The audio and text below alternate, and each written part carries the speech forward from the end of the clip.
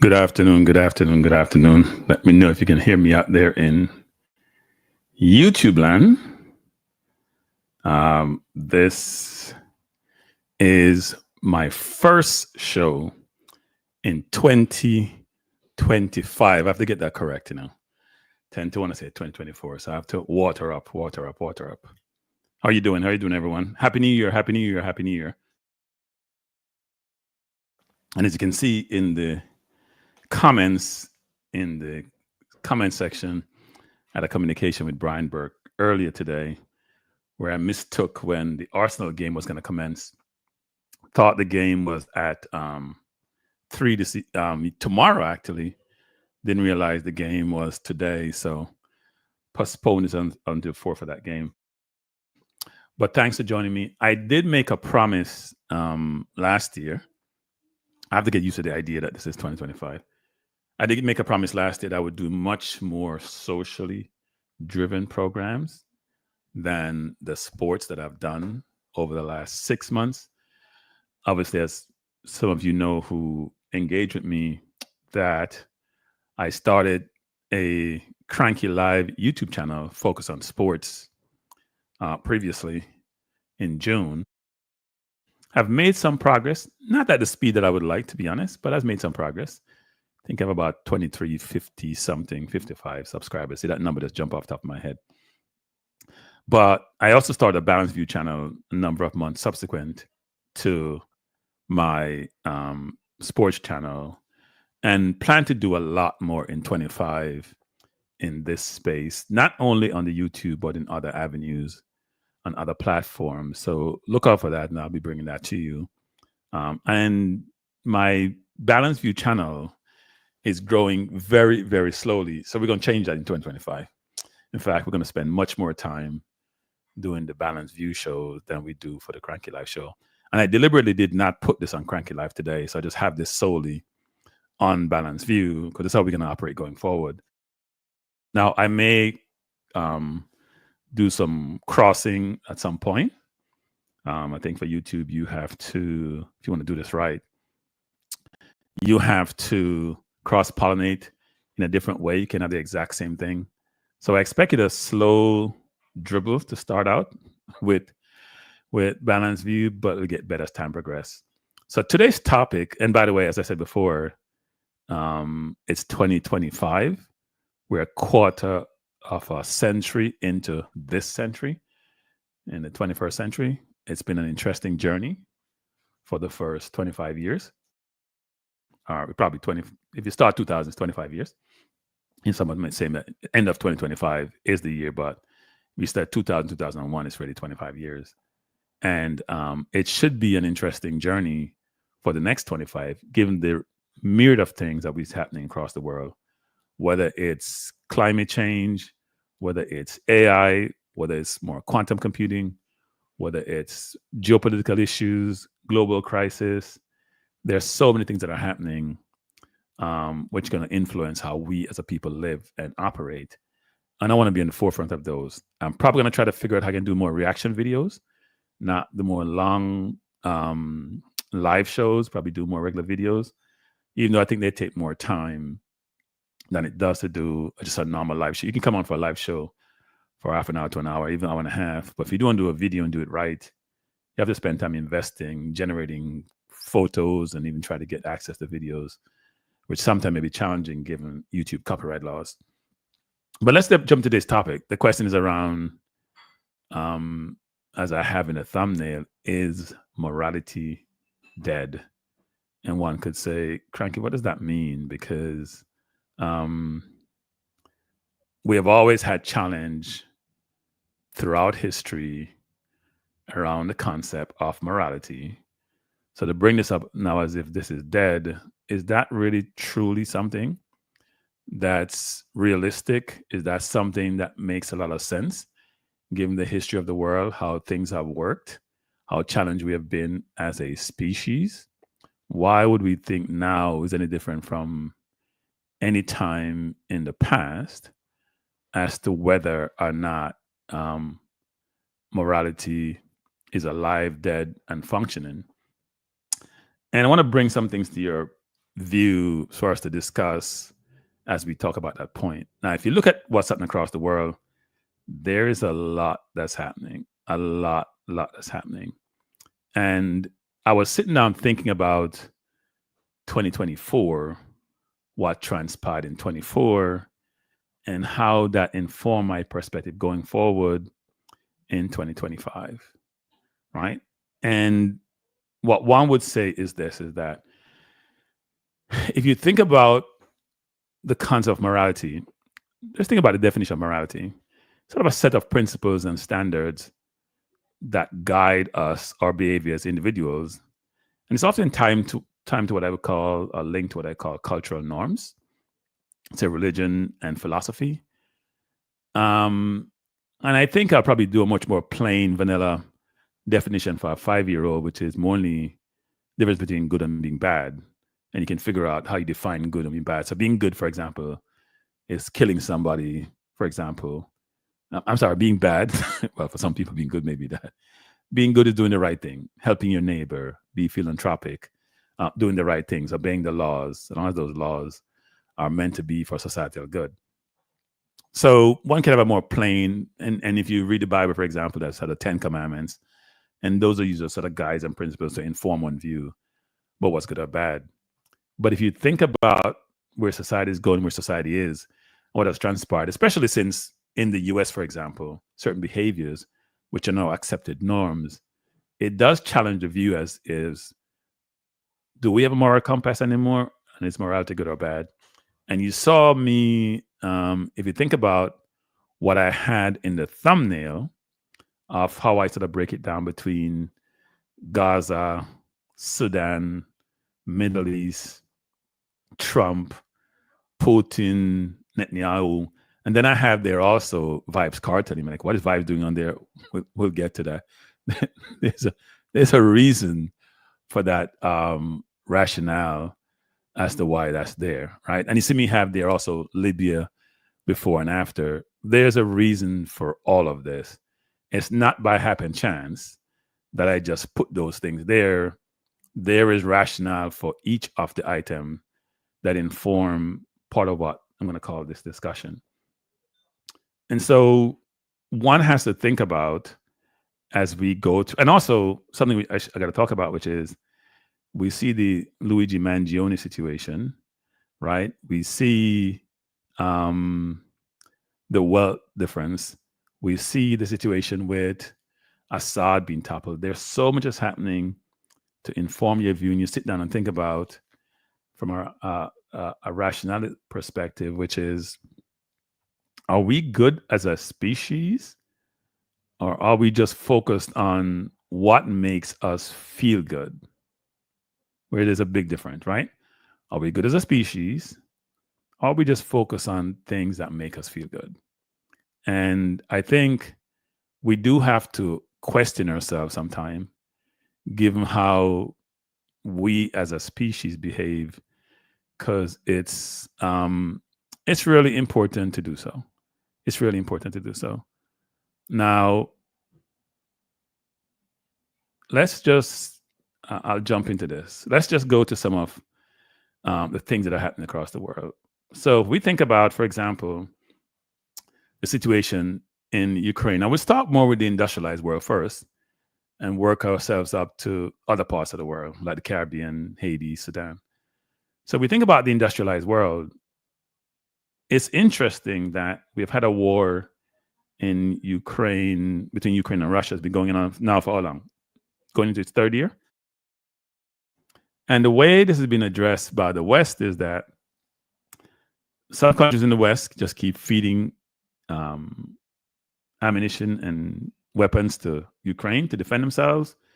And then we have Russia trying to gain influence by other countries, such as China, and importantly, North Korea for them, who's supplying them with not only weapons, but also people. They probably got weapons and drones from Iran. It's really interesting that we see the sides being taken, those who are anti-West and those who are West, and how that's working out, right? Russia stays alive economically by being able to circumvent a lot of the Western rules who control the financial systems and deal with China and other pseudo companies that are frontmen for them to get their products and services out. to generate currency. Now, one could ask yourself from a morality standpoint, is it okay to start to maintain the status quo of sort of east west, the east versus west, or you consider depending on what you want to think about Ukraine being located, where Ukraine has a population of about 30 something million, Russia over 140 is about 3 times. And the people who are dying in Ukraine most of the times are people who are in that fertile range, right? Probably between 18, I think they've increased their range to say 50 plus. And it's mainly men dying. So when this war is over, you're going to have a significant imbalance between men and women. That's one thing. And a country that's been basically destroyed has to be rebuilt. Buying money is going to come from the same West that's feeding the weapon. So the question is, wouldn't it be in the best interest of the world to just settle this strife and figure out a way to curb this and bring it to closure? Ukraine will have to give up something because Russia will not take the same situation that stands before. They'll use NATO as a reason for their differences and say NATO is coming close to their house, just like how U.S. wouldn't allow someone to set up base in Cuba or maybe in Venezuela close to the U.S. They'll keep them out, hear them complain about Panama, Canada, and China. So they'll probably get Crimea and a number of different areas that they have won already, in the Ukraine as in some part of Russia, to try to create an imbalance where they want to have as much territory as possible. So when peace negotiations come, if they do come, there'll be a way to negotiate. But it doesn't look good for the Ukrainians right now because they're losing a lot of men. I read a stat last month where in November, I think Russia lost about 45,000 people. People, think about that. 45,000 people get killed in 1 month in a war that's going on for 2+ years. You imagine how many people have been killed and the right number haven't been communicated? It's startling. And we just go on with our daily lives because it's almost as if we're immune or desensitized to that situation, which is really, really bad. So we have Zelensky and Putin. No one's giving up an inch, and it's not getting us to a good place. And the question that arises is, and continue to arise, is when will this come to an end? Because it's really, really, really not sustainable. We cannot say the situation with Ukraine and with Russia, because all you're going to have is just more dead people. And how can that be okay? Just a lot of dead people, a lot of families destroyed, a lot of kids without parents. It is a continuum where I'm not sure where it goes and where it stops, but somebody has to become more rational. Somebody has to decide, or the governments, the key governments, whether it's China, the US, Western Europe, they have to find a way to negotiate to bring this to an end, because it's reprehensible. And it goes back to the whole concept of morality, which is, if you're good and you're moral, you don't want to come to a conciliatory position versus what we have today, which doesn't make sense.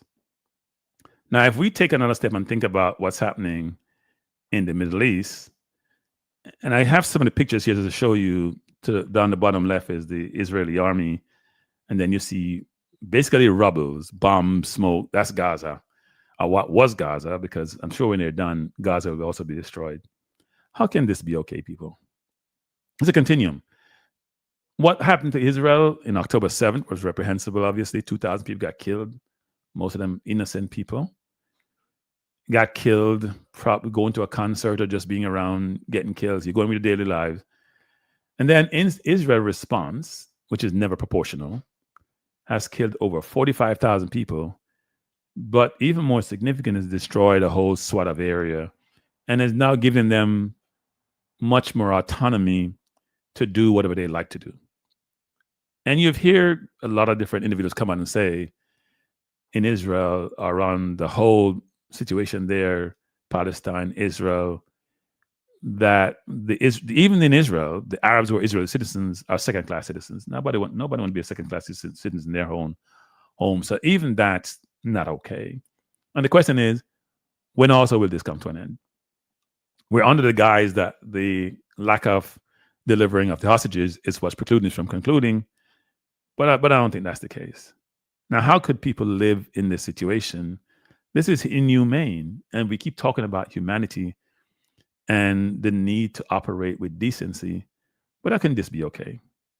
We're dropping, we talk about when when I was growing up, they used to have these Western movies where they would show the Indians to be what they call barbaric or less than human. Could they would show them cutting off settlers' head and all that? But how is that different when you drop a bomb on somebody? Just splinter them, every part of their body. How is that okay? So that to me doesn't make sense, and goes back to the whole concept of morality, lack of humanity. And the question for us is, these things, when are we going to pivot as a people and as a world to be more humane than we are? When is that going to happen?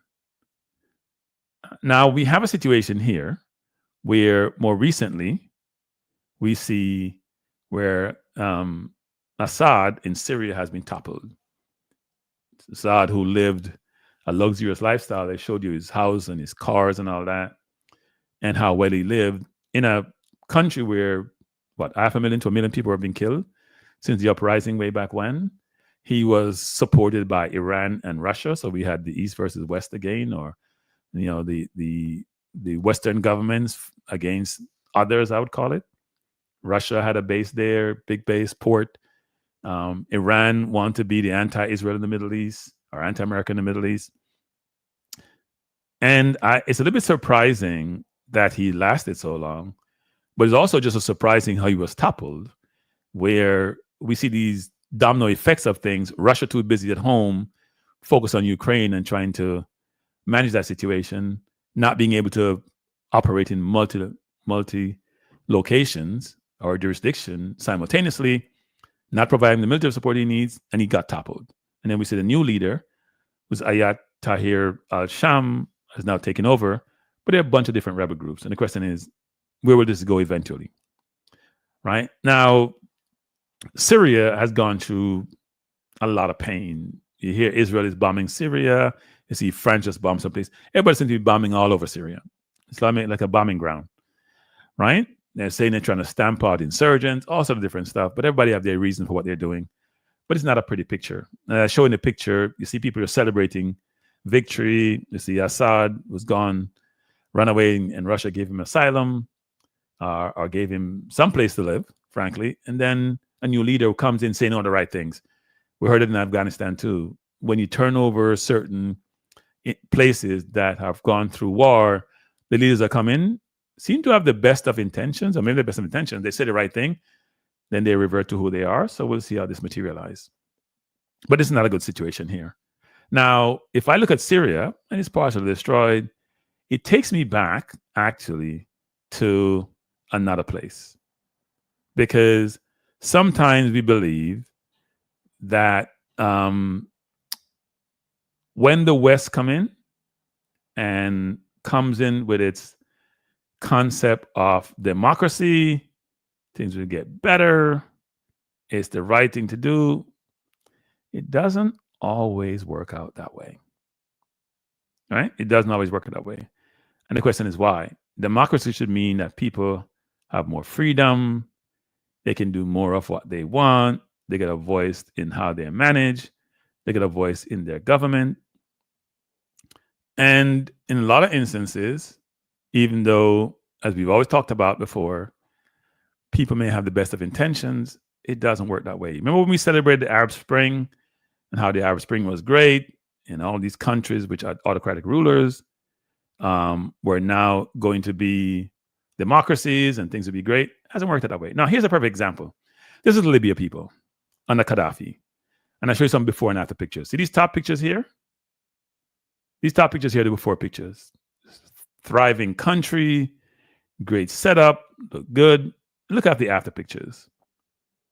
Mess. City destroyed, country destroyed, factions in the country.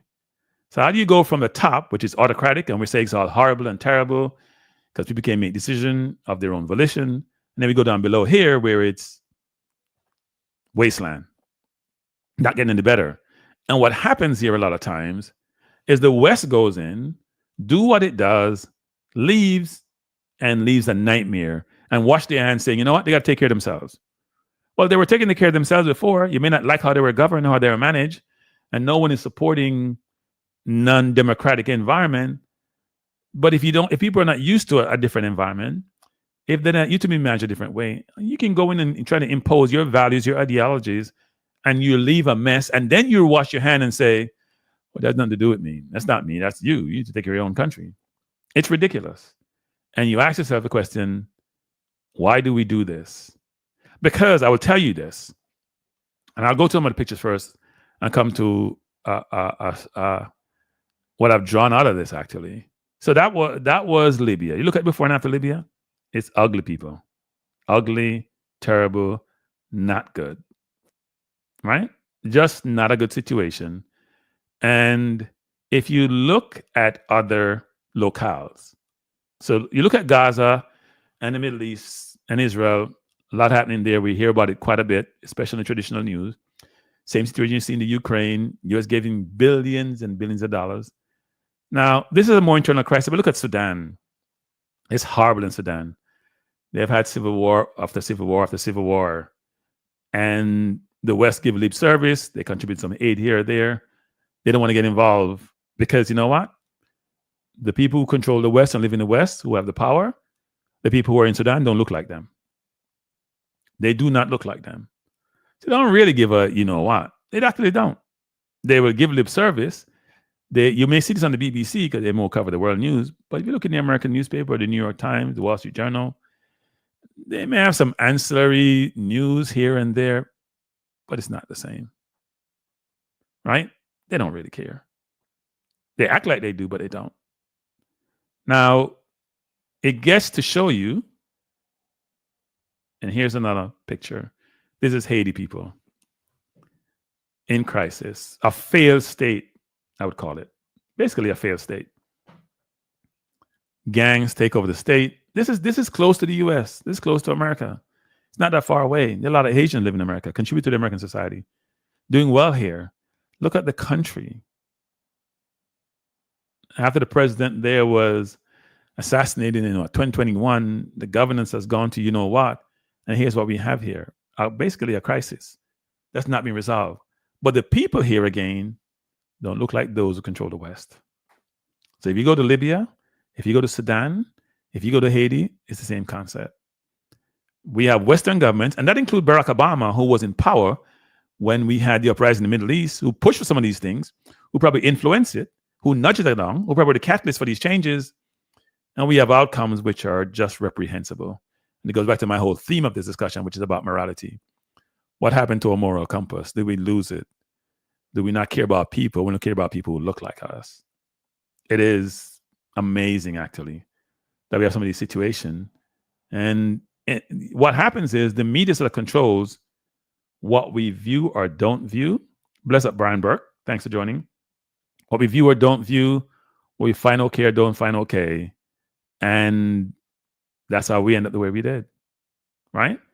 Now, we see more recently, and I go back to the whole morality thing again, we see more recently in the US, and this happens frequently, people, where we see an Ivy League person, and we say Ivy League's elite US university, killed an executive, Brian Thompson, who's on the right. So Louis Mangione graduated from an Ivy League school in Pennsylvania, UPenn, on December 4th, killed Brian Thompson, who worked for United Healthcare. Now, some people celebrate this killing. Go back to the whole morality. Now, I understand the concern about the healthcare system. It's not a fair system. The people who run these institutions that supply the healthcare or provide insurance, they're about themselves and profitability. But nobody deserves to be killed the way he was and celebrated by people, a lot of people. That's just not okay. Where is the morality? Where is the sense of responsibility and goodness? He's going to kill somebody. We think it's okay. It's fine. You know what? He deserves it because he worked for an institution that we don't agree with, but in a way to operate. Now, he may feel that injustice has been done, but to resort to the extreme, which is something we don't normally see with what I would call the more educated masses about extreme violence, For this to occur the way it has, create all the buzz in the news, is disappointing and disturbing. I cannot support somebody getting killed this way. I can support protests and pushback, and that's why we have systems and institutions and government. It's their job to represent the people and help them to work through some of these challenges. And people got to take the law in their own hands. That cannot be okay. That cannot be okay. And here's the last one I'll bring up, which people are going to give me a hard time about, but I find this one interesting, actually. One of the more interesting one. At least I'll bring up two, actually, not one. So the first one is an interesting one whereby, when you talk about Republicans, they always carry themselves to be the party or the people who believe in law and order and religion and government being out of people's lives and doing the right thing. Now, Donald Trump, who has flouted the law throughout his career, who was the former president, has now been reelected, non-consecutive, by the way. Most time in U.S. history, apart from maybe one time, we have a government that's been that's where a person's been president and has lost the subsequent election, but reelected. Well, Trump has done that. Now, this is a person who sort of oversaw the insurrection on January 6th. This is a person who has had fake university. This is a person who allegedly has sexually assaulted people. This is a person who's been convicted 34 times of manipulating his books. And here's what we have him being the president. Now, when you have the person of the highest order in the land, who has the highest office in the land, who has been through the criminal system, has been convicted for certain things that they have done, and is being cheered and supported and endorsed by almost all the institutions, because even some of the institutions who were anti-Trump, whether it's Elon Musk, who is now its biggest supporter, and some people call Elon Musk the president, and or the normal news media, who now seem to be on board. All the billionaires who were anti-Trump before are now all flying to his home in Palm Beach because they all want a piece of the action. Nobody wants to be persecuted. Nobody wants to run afoul of Trump. And they want to do the right thing because they know it's his last term. He can be very vindictive. So the fact, I think in most countries, if you were responsible or deemed responsible, or being viewed allegedly being responsible for an insurrection, you would not be the president. That's for sure. You'd be something else, the opposite. So for him to be the president, when he say he grabbed females by the private part, he talks about S-hole countries. He wants to ban this, and people, and more than half I'm not more than half, but a majority of the population who voted for him, and he got elected. It goes back to the theme around morality, the challenge of morality, and is morality dead in the world when supposedly the number one country on earth in terms of level of significance and influence is electing somebody who some people may say is reprehensible, frankly. Right? Really interesting. Really, really interesting. Now, I brought somebody else up here for a reason, because I know I'm going to get grief on this, but grief is part of the role that you play if you want to do YouTube and do it, in my view, the right way. Now, there was a big, I think called in Jamaica, session last night, a party last night, an event last night at the National Stadium in Jamaica. And there was, I heard there was a bunch of private planes fly to Jamaica. If you went online, people, you would think Jesus had come. Jesus had arrived. People who had 2,000 subscribers, had 84,000, 90,000 views. It was everywhere and anywhere. And all the celebrities came out to celebrate the dancehall, supposedly king. I thought Beanie Man was a king, but I guess not. Or the world boss, or what do you want to call him? Vybz Kartel.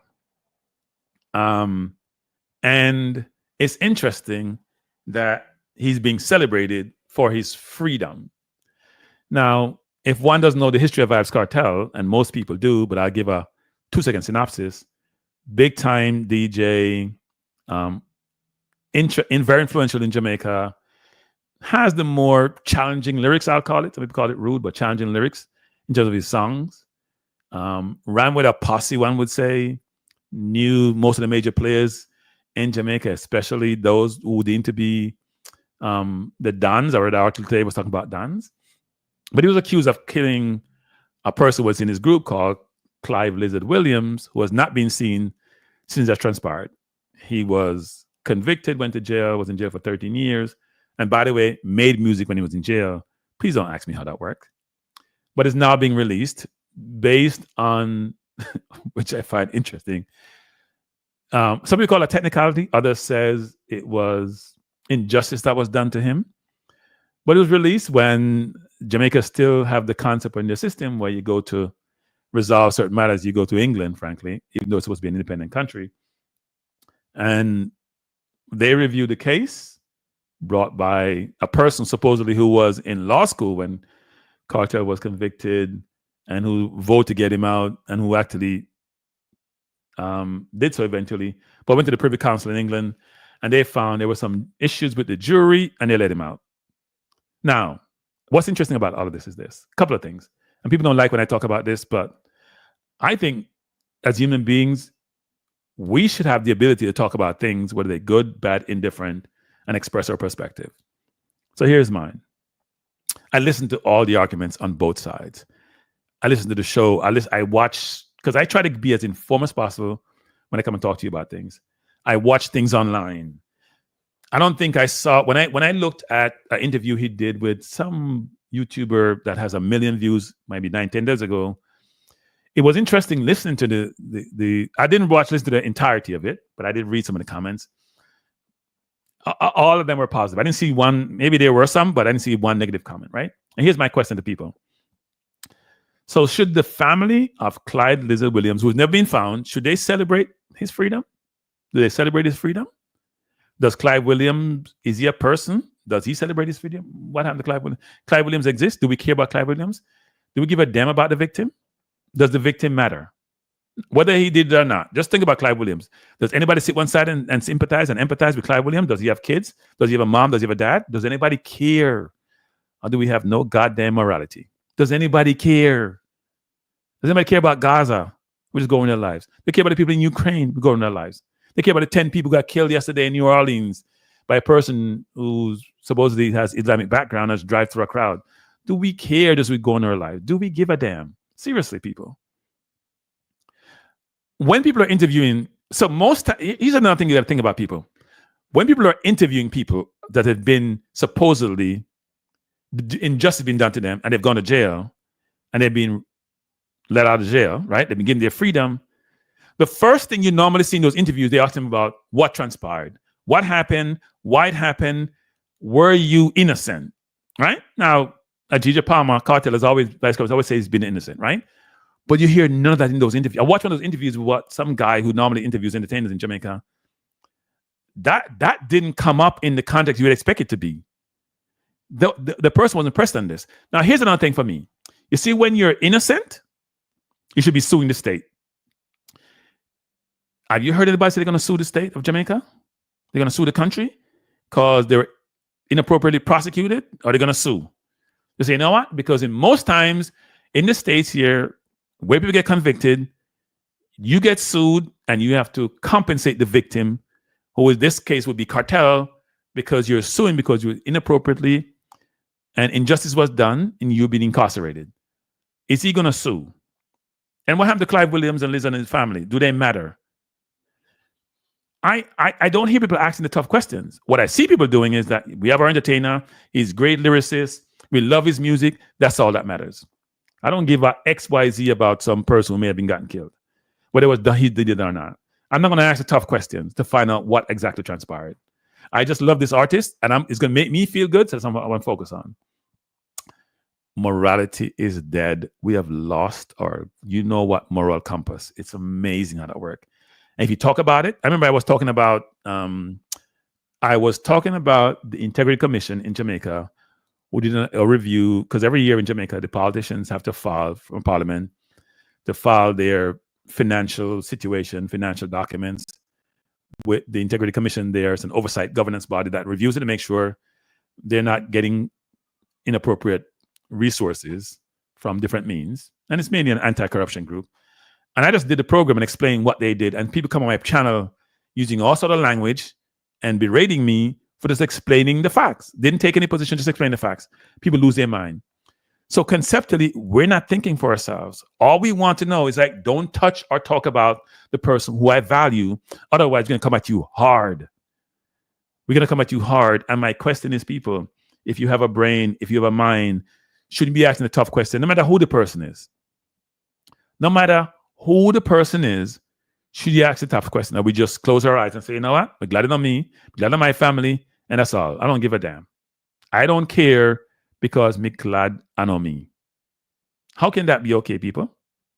Please explain to me, because maybe I'm not smart enough. How can that be okay? I want to ask a tough question because I still asking that question. I'm still struggling. Why is that? I'm gonna go through more pictures. Illegal guns in Jamaica. And the police. Now, in Jamaica has what, about 1,100 plus murders this year? In Jamaica has about 50 to 100,000 population per capita in murder, as compared to, for example, I think South Africa, at last time I checked, maybe that's a number of years ago, was in mid-30s. I thought South Africa was as bad as it gets. Trinidad is in the 30s. So Trinidad and Jamaica are trying to figure out how to be the best killing fields in the world. Now, I also noticed in Jamaica that over 1,000 people have been killed by the police in Jamaica. Right? You know, in the US, police have killed also over 1,000 people. Just over 1,000. So Jamaica's police killed as much people as the US. And the US, population-wise, is over 100 times Jamaica. Let me repeat that, people, because my mind gets boggled. Jamaica is about 2.9 million people. Let's call it 3 million. If you want to think about diaspora, it's probably 6, but in Jamaica. Jamaica has, what, over 1,100 murders this year? I think it was 259 less than last year. And they have over 1,000 people, over 1,000 murders, and over 1,000 people by police. So police trying to run on the murder in terms of the number of killing, right? And a lot of times police kill people, they came at them with a knife, or and their body camera don't work. Never, when they go on these raids, never work. Because they think that killing the people who they think they're killing is going to solve the problem when it's not. Right? Really interesting how that works. The US police has killed over 1,000 people. I forgot what the number is. But it's very similar, or maybe even less than the police have killed in Jamaica. And the US is 100 times. So if you were to do the math, right? The US would have killed, say, 10 people to Jamaica's 1,000. You can't make it up. If you do the math, people, the US would have killed 10 people. If the US equivalent to Jamaica, it's about 10, 11 people, and Jamaica would have killed 1,000. Does that make sense to anybody? And Jamaica is a democratic country. Trinidad ain't much better. Trinidad over 600 deaths this year from homicide, right? And a population of 1.5. So very similar to Jamaica. In fact, if you extrapolate it, they're a little bit ahead of Jamaica this year in terms of the number of killing, given the population size. Trinidad have a state of emergency more recently this year because supposedly one gang leader in Trinidad was leaving the police station and they tried to assassinate him. And one of his cronies was killed. And then supposedly, there was reprisal and 5 people got killed. So it's all locked down the country. Really interesting, people, how all this works. And I ask the question again, is morality going out the door? Now, people say, Cranky, what are you talking about? We have gone through history of some of this, but the reason why I'm bringing this up is that as a society, we're supposed to have gotten better. We're supposed to have improved. We're supposed to have got more civilized. Are we really, really, really more civilized? Now, it's interesting. We talk about the police in Jamaica, because if you go to El Salvador, people, which I find interesting. Now, El Salvador, I think, had about 6,000 something murder in 2014. Was it 6,600? And that number keep going down. And I think this year they had just over 100. Now, El Salvador population, I think, is about just over twice Jamaica, right? They probably have about 6-7 million people, I would think. Someone can correct me on that. Jamaica has 2.9, almost 3 million. So look, this is a picture up here, people. It's an ugly picture. These are people. The people. This is going to sound bad, me saying this, but that's what I think about when I first saw this. I didn't know. You know, when you look at a hog pen, I'm not calling these people hog people. At a hog pen, look at this. This is what it looks like. These are people. These are actually human beings. Look how they lined up. This only in Hockpen you see this. Look how they line up. Look at these people right here. Look at here. All have shaving their head. All have tattoos. These are 40,000 inmates. They have over 80,000 people were locked up. Now, President Nayib Bukele has basically said, look, in my own words, I'm going to say this. He's basically saying the end justified the means. They went from having a murder rate at one point like over 100. That was before his time. Per 100,000. Jamaica has 50. It went down. It was in the 50s for a while. And he came in and said, this doesn't work. People can't be safe. They can't have businesses. They can't do nothing. And he put in draconian measures. And he got reelected with over 80% of the vote. Right? But to do so, you can get arrested without doing anything. If you're gang affiliated, you have some symbol on you that says gang, you go to jail, no rights, no bail, no nothing. No system of justice, or they have no justice. But supposedly he got reelected with over 80%. That means the end justified the means in his mind and in the people who live in the country. If you look at it, their murder rate is about 10 times less than Jamaica. Right? 10 times less, because they went from 6,000 at one point in their history, 2014, 2015, they're now down to just over 100 for their population. So the question somebody asks is, and by the way, Honduras, which is up there with Jamaica's of the world, and places like Ecuador in South America, Honduras in Latin America, are saying, maybe we should employ and deploy the same methods because what we're doing is not sustainable. Now, the key here for a lot of these countries is the U.S. 90% of the murders, and we didn't even put Haiti in here, people, because I don't know how you even garner information on that about their murder rate, but that's a little bit more civil war type versus your traditional situation, homicides. If you look at the whole situation, people, over 90% of people get killed, both in the Caribbean and Latin America. 90% of the guns come from the U.S. Now, you hear Trump complaining about immigration and the border and illegal immigration. People leave for economic opportunities. They also leave because they feel unsafe. You can't have a business. You have extortion. You have racketeering. You can't do anything. The economic environment get destroyed by crime. There's no security. Corruption is rampant. That's what you're having. And the guns help to fuel that. Now, the guns are the root cause of the problem. One could say yes. One would say no. We got to think about economic activity. We got to think about social construct. We got to think about culture. We got to think about, to me, most importantly, do we have visionary and strategy in our leadership ranks? And frankly, the leadership has failed. But the responsibility doesn't only sit with the leadership, it sits with the family structure. Are the families what they should be? Are the families just disparate all over the place? And therefore you have no foundation for individuals and people and kids that allow them to grow up as responsible, socially accepting human beings who want to do right from wrong. Is morality screwed, basically, to be frank? So you can think about morality and its different things that inform morality. Erosion of trust. People have lost faith in institutions meant to uphold justice and equity. Government, religious organization, and even media are often accused of hypocrisy and corruption, and that's the case. So think about Jamaica. We probably has as much church per capita as any other, or per square mile, I should say, not per capita. I think the Vatican has more per capita than any other country on earth, and yet we have as much killing per capita as any country on earth. Corruption is pervasive in the society, and people in Jamaica would protest vehemently. It's pervasive. People have said a lot of people have said the government is only about itself and going there to generate resources for themselves. They're not for the people. I'm not saying that. That's what's being said. We have polarization in society.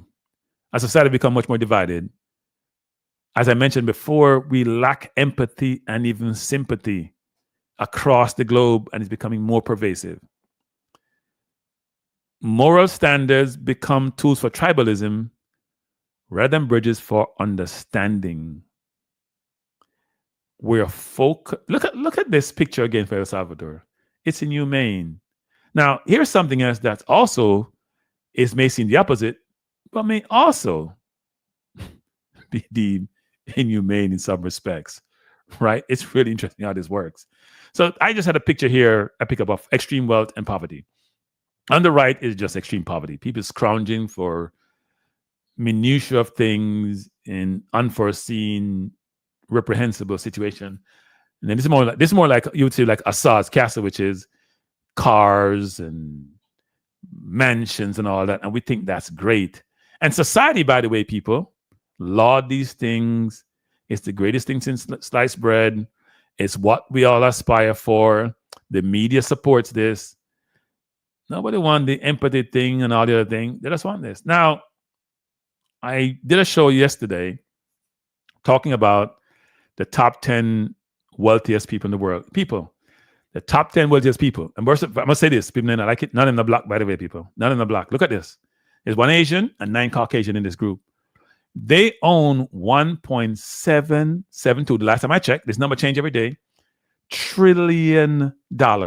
10 people have. So the average between our 10 of them is 177 billion people. 1.77 trillion for 10 people. And we celebrate this. Now, I'm not saying people don't work hard and should be lauded and we should give them their flowers for doing well. But this is not human. Come on, people. 1.77, we do 1.77 trillion.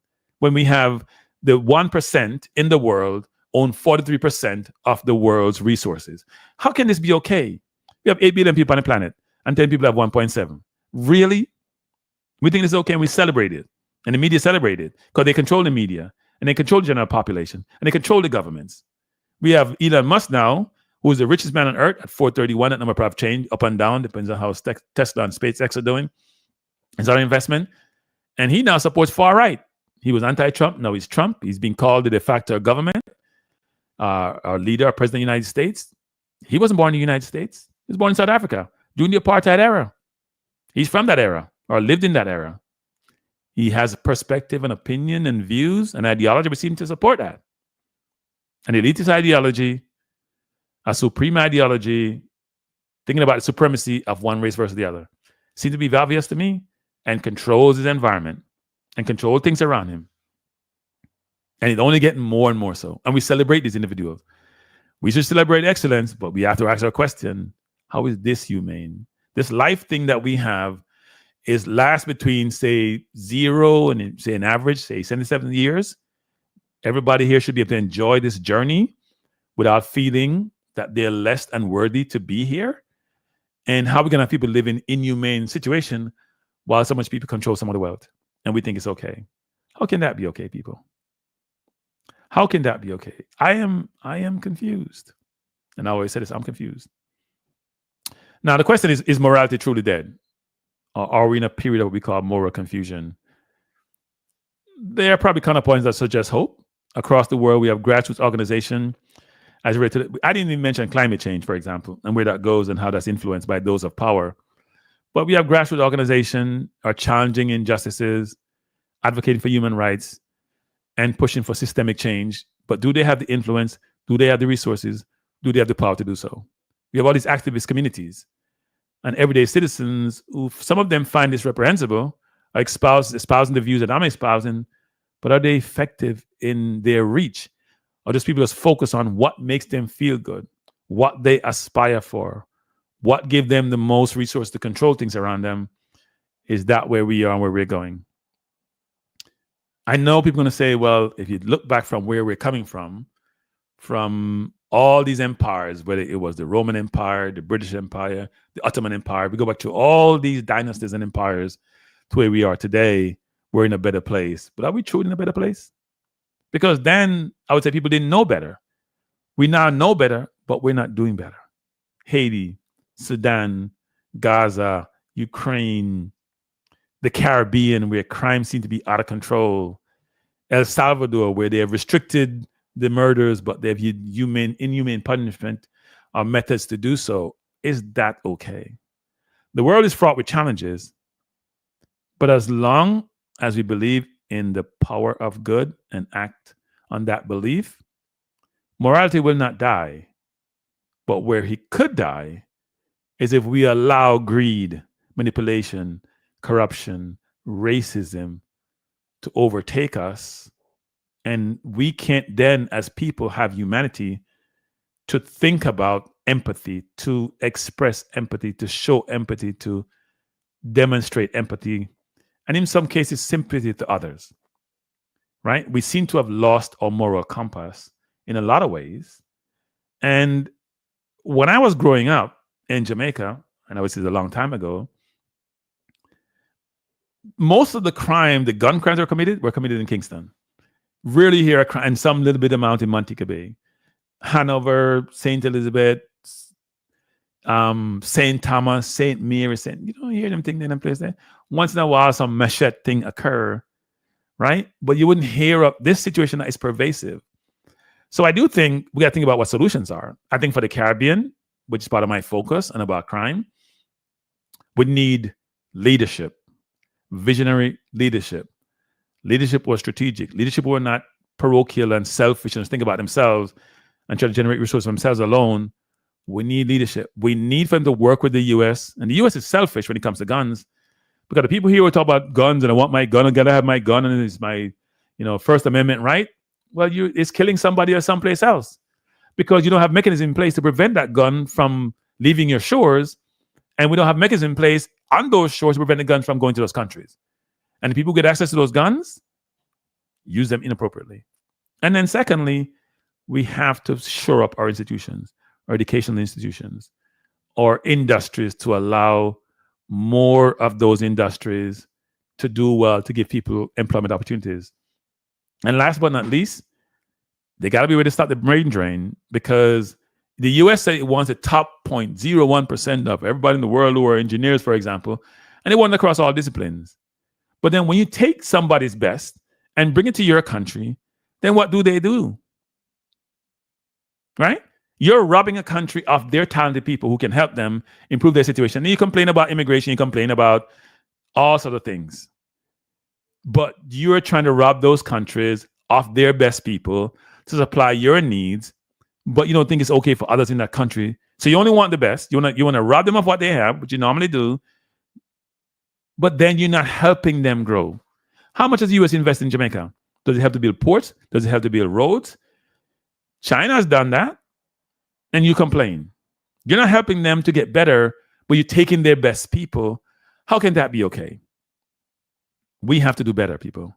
As a people, we have to do better. And my hope is that, since I'm very focused on the Caribbean, is that the Caribbean get leaders who are focused on improving the lives of its citizens and helping them to maximize their potential. And also leaders who are not afraid. And I see that with, what's her name in Barbados, of speaking out against the more industrialized world, which are not helping them to get better, and who are taking their best talent and leave them in the quagmire of where they are, which is not making progress. Morality needs to be ingrained in our people, in our citizens, in each person. It's an imperative. Mia Motley, yes, thank you. But then what she's doing is talking, because she doesn't sit in a seat where she can actually influence and effectuate change. But her voice is being heard. But the question is there action? Because even Barbados people, I think it's now up to 15 per 100,000 in killings. Look at St. Lucia. Look at St. Kitts. Look at Turks and Caicos. It's amazing the amount of killing happened in the Caribbean. And here's the bad thing about it. We are killing each other. Because as soon as that killing is in certain demographics, certain groups, actions are taken, especially in the US. If these were happening, some of these things are happening in Caucasian neighborhood, like we see happening in Chicago, things would change. There's a disinterest there in terms of trying to work and put in tangible methods to prevent these things from happening or to mitigate them from happening. And so this cannot be okay. Now, I'm almost at my hour mark, because I said we're going to do this for an hour. And I'm almost at that mark. So I'll say this before I conclude, which is, as I've said numerous times during 2024, I'm not going to stop doing Cranky Life, but it's got to go on what I call a semi-pause. I'll probably do show here and there, and I won't get the same viewership and same subscribers as I get for a Cranky Live, but that's not the purpose of doing this. since I have some of the more time in my hand, I'm doing a much more socially conscious program with the objective of trying to have some kind of impact, some kind of discussion, some kind of engagement, even some kind of influence if we get to that point around the society that I live in or the ones that I don't live in that I am hopeful will improve. We can't have what we have in Trinidad and have state of emergency around New Year's, Christmas time, people. People can't move mobile, can't be free to go where they want to go. We can't have what we have in Jamaica of 1,000 people being killed by the police and 1,000 people being killed by criminals. We can't have what we have in Trinidad with 650 people being killed. We can't have what we have in St. Lucia with over 70 people being killed, a population of what? Just about 100,000? We can't have 40 people being killed in Turks and Caicos. We can't have a failed state in Haiti. We can't have these things. It's not okay. We can't have what we have in Sudan, million displaced, 1,000 killed, and the Western world don't give a damn. Listen to what they say. They don't care. What we need to do as a people, as Black people and minorities, which include Hispanic, is to take care of our own. We have to start now to create institution, to create situation, to create a way of helping each other grow, develop into individuals who's going to make sure we cherish this thing called life.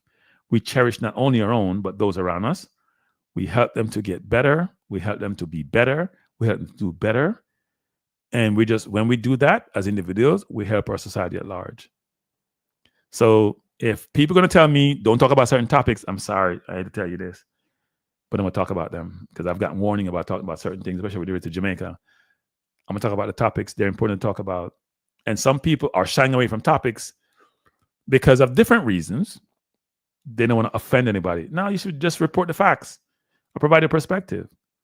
Don't let people influence you about some things that you say or don't say when you know you're saying the right thing. Evil cannot win. Evil cannot win. I'm sorry. I know we live in this alternate world, and they say there's alternate universe where we have good and bad, like, you see what happened with like Trump, for example, some of the things he does and says, and we're now normalizing those things. That can't be. We see Elon Musk using his weight, his 430 billion, to tell people in Germany that the far right is okay or anti anything that's not Caucasian. And we say that's okay. How can that be okay, people? We're human beings. If you're white, black, brown, or green, we're human beings. And the life thing is short. And we have to allow people to come to this earth, live the best life they can, and then leave the earth. Because we ain't going to be here forever. And if you do anything different, I'm not on your side. And if you're going to come tell me that I can talk about what happened in Jamaica with the Prime Minister and the Integrity Commission, then don't come on my channel. I don't want to talk to you because I'm going to report the facts as I see them. And if you're going to take your side because you're a JLP or PNP, or the parties are in Trinidad, because that's what you grew up with and that's what influences you, I would ask you to take a step back and try to get the facts from sources which are reliable. Don't just listen to people around you because people manipulate the facts. Even the traditional media who are respected, whether it's the Wall Street Journal, New York Times, they're run by individuals who have their own agendas, and they're going to tell you what you want to hear. Get your news from multiple sources, not just one. Don't just come to Cranky and get some information. Go to multiple sources and then combine them and do your own research. Because even the space today, what has AI, and if you go on AI sometimes, you just laugh. Now, they're putting some controls around AI, but sometimes when you use AI, you just said, this wasn't written by somebody. This wasn't programmed by somebody who's black, actually. That time I go to AI and ask the question, AI struggles because I know who wrote those programs. It ain't us. We have to get our kids involved in STEM. I'm talking about a lot of those topics. Education, for example, STEM, science, technology, engineering, and mathematics. Our them scholars Jamaica, it run the world, people. Go look at Singapore. It run the world. And if your kid's not involved in that, they're going to be left behind. Because you no longer have to know some language and be able to write well anymore. AI can write for you. You don't have to learn to write anymore. You know what to do, punctuate, know English, construct it. No, you don't have to do that anymore. You can pay $20 and get it done for you. You don't have to worry about that. Now, the thought you need to have. But the science and the technology and engineering and math, they're not easy, but they're the areas of focus. They're changing the world. You hear we're talking about quantum computing, people, where now the speed of the quantum computer and how it generates data and information is 10 septillion times what a regular computer does or a supercomputer does. You know what a septillion is? It's 1 with 24 zero. You can't even come up with a number for it. A trillion is 1 with 9 zero. A billion is, no, I'm sorry, a billion is 1 with 9 zero. Right? Million is 1 with 6 zero. Septillion is 24 zero, people. And it can do that's 10 times that speed. So if you sit at home and you're not focused on some of these things and you're not learning and not involving yourself and engaging, you ain't going to enjoy this life because you're going to be feeling sorry for yourself. You're not going to feel good. So let me say this. It's 2025. I hate to start up with this kind of note, but it's life in general. It's 2025. It's New Year. First, we're going to be on a journey. Those of you who join me now, I'm going to join me later. We're on a journey this year. I want you to give me topics to talk about too. I'll do the research and come back to you with facts and information. Right? I will try to get some guests on, but sometimes I like big people to come from my channel because me feisty. I think it's Jamaica. Me feisty bad. I like to get. Like people tell me no. That's why I'm gonna ask what me can't get. Right? But I would like, if you have people you know who are expert in their field and they want to have a conversation, you can talk to them about this channel, Balanced View. It's slow. Don't have a ton of subscriber, but it can only get better, and it can only get better with your help. So I want you to share, subscribe, like, because we're on a journey, and the journey going to be great this year. It's Happy New Year in 2025. Make some resolutions, but make the resolutions where they're hard to achieve, but you know it's a journey you're on, and you can achieve those, you can work to achieve those resolutions. Never settle. Always trying to maximize your potential, always trying to improve. If you work in a jurisdiction and in a discipline which need a license, get the license. You're adding between 10 and 100% on your worth when you do that. Right? Because people want people who are licensed, whether you're a plumber, electrician, a carpenter, it doesn't matter. Get the license. It's important, especially if you're in the States, get the license. If you're influenced by people who are corrupt, don't get corrupt. Try to do the right thing all the time. You can help to stem that corruption tide because you only need 1 or 2 people to start doing something good and others will follow if they also see it works for you. Right? Do the right thing. And last but not least, thank you, thank you, thank you. Join me in this journey. Peace out. By the way, you know what? I need to probably have some. By the way, tell me if you like my studio. Because I spend time thinking about them studio. Tell me if you like my studio, people. He said Balanced Views up there. Tell me if you like my studio. Because I'm trying to come up with the optics and the substance need to be good. Can't have good substance and me have bad background and vice versa. So if you like the picture, I should be a different picture. Because sometimes I have a picture where more realistic than that. This is a more utopian type construct. Right? If it needs to be much more grimy, let me know. Because it's a grimy world. And I'll change it to be more grimy people. Let me know it's a grimy world. But as I said before the game, Brian, Voice, Stan, Owen, appreciate you being here. Please spread the news on the channel, people. And give me topics to talk about. Now, I mentioned before that I'm going to talk about investing and retirement. We're talking about politics, investing, retirement, global things. We're talking about enough things. The Caribbean, enough.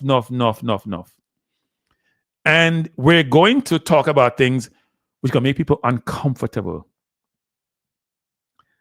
I said this before I left the company I was with. We have to get comfortable with the uncomfortable. I repeat that. You have to get comfortable and uncomfortable. The Vibes Cartel thing is uncomfortable. We have to work to get comfortable and uncomfortable. Then you deal with challenging situations and challenging topics and challenging things in life, right? In your relationship, you have to get comfortable and uncomfortable for you to progress. In your financial situation, you have to get comfortable with the uncomfortable. So you do better. We need to work on that, people. We only want to get comfortable with the comfortable thing. When we're comfortable, we don't want to do things that makes us uncomfortable. I'll make it uncomfortable, but I want to make it comfortable too. All right? So anyway, no music out. I'm going to say peace out. Have a wonderful New Year's. Time just started. And we'll do things different in 2025. We're doing enough of this, more of this, less sports, more social. Because this is reality. Sports are relief, even though it's becoming a big business. This is reality, people.